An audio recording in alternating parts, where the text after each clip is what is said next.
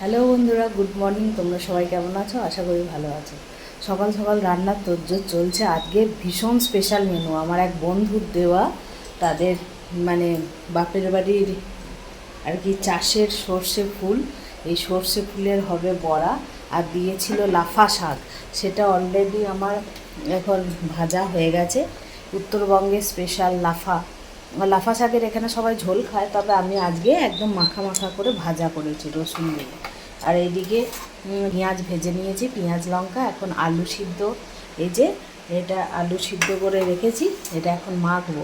আর এখানে হচ্ছে ডিম সিদ্ধ, এখানে হচ্ছে কারি হবে আর কি, মানে কারি না, আজকে হবে ডিমের ঝাল।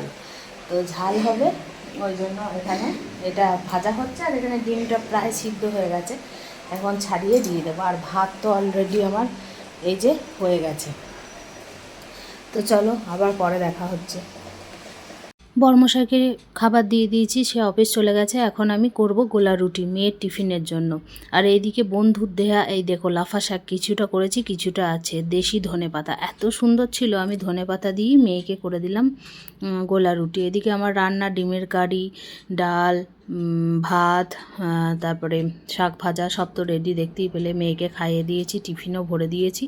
এখন মেয়ে বাইরে দাঁড়িয়ে আছে, আমি সানস্ক্রিন মাখতে ভুলে গেছিলো, দিয়ে দিলাম। এদিকে ছেলে উঠে গেছে, ছেলেকে ব্রাশ করে দিয়েছি। এখন ছেলের জন্য চাপিয়েছি ওটস, এখন ওটস হচ্ছে। আর ওটস অনবরত না নাড়ালেই লেগে যায়। এদিকে সর্ষে ফুল, অনেক কাঁচা লঙ্কা, পেঁয়াজ, একটু কর্নফ্লাওয়ার আর বেসন দিয়ে মেখে নিয়েছি। এখানে ভাজছি বড়া। কেমন হয়েছে দেখতে বলো তো বড়াগুলো?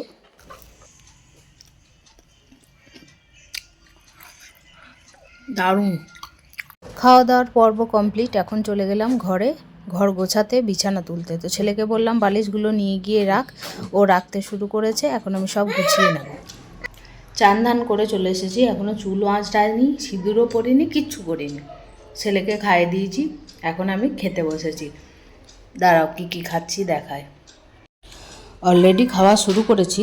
এখানে লাফা শাক ভাজা, এখানে সর্ষে ফুলের বড়া, আলু সিদ্ধ, ডিমের কারি আর কামরাঙার চাটনি। ডাল আছে, অনেক সকালে রান্না, তাই ডালটা এখন গরম হচ্ছে। লাগলে নেব, না লাগলে নেব না।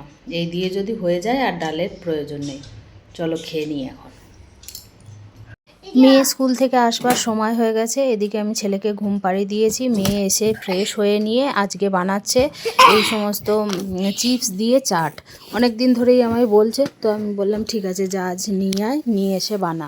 আর এইদিকে আমার অনেক জামা কাপড় ভেজানো আছে। এখানে বর্মশাইয়ের একটা জিন্স আছে, এখানে কিছু জামা কাপড়, আর এখানে গরম জলে ভিজিয়ে রেখেছি গামছা।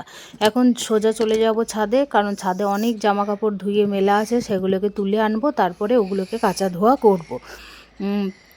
তো এখন আমি ঝটপট এগুলোকে তুলে নিচ্ছি, নিয়ে নিচে যাব। মেয়ে কিন্তু এখনও এসে আজকে খায়নি, কারণ ও মাথায় ওই ঢুকেছে চাট, এখন ওই চাট বানাবে, খাবে। আর তারপরে এখন ভাত খাবে। যাই হোক, এই যে এখন চাট বানানো হয়ে গেছে, চাট দিয়েও দিয়েছে। আমি ওখানে কাপড় কাচ্ছিলাম, সবাই দিয়ে এলো, আমি এখন খেতে এলাম। খেয়ে গিয়ে আবার বাকি কাপড়টা কাচবো। দারুণ হয়েছে খেতে, আমি একবার খেয়ে দেখলাম।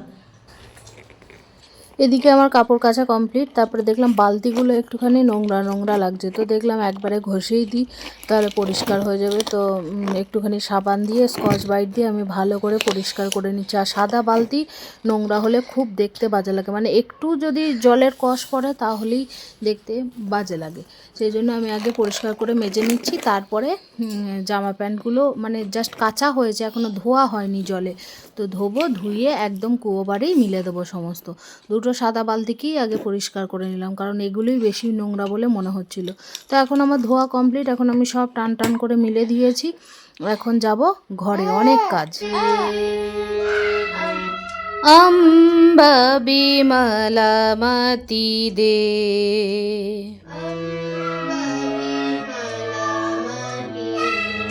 আবার করো। হকে হংসবা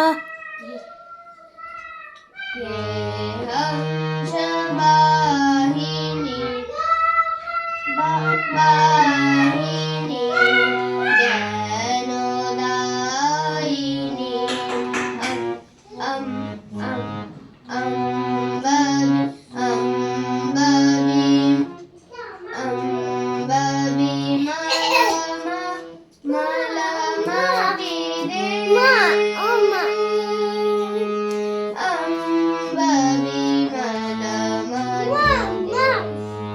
তাহলে আজ এই অবধি থাক।